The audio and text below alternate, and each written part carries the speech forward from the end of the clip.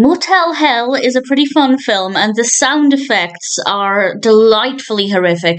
This was released in 1980. It's directed by Kevin Connor. It's written by Robert Jaffe, Stephen Charles Jaffe, Tim Cutrello, and Frank Cottolo.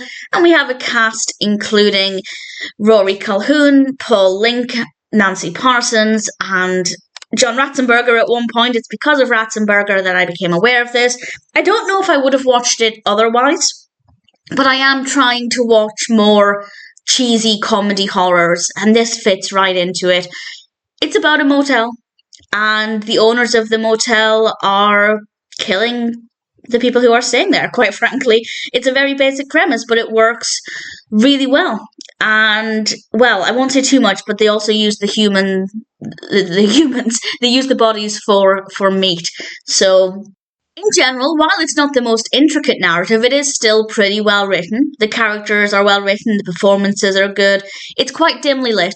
It's definitely more dimly lit than I would like. I know a lot of horror films, particularly comedy horror, turn the lights down a bit to make it a bit more atmospheric, but I really don't think it's necessary. But that aside, it works really well. As I said, the sound effects are just disgusting, and they work so well.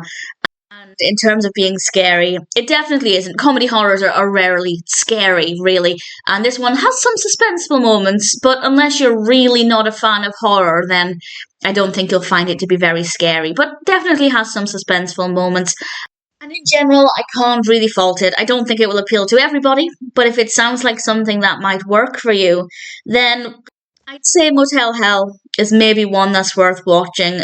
Definitely silly fun with some pretty disgusting sound effects and some decent performances. It's not a bad comedy horror.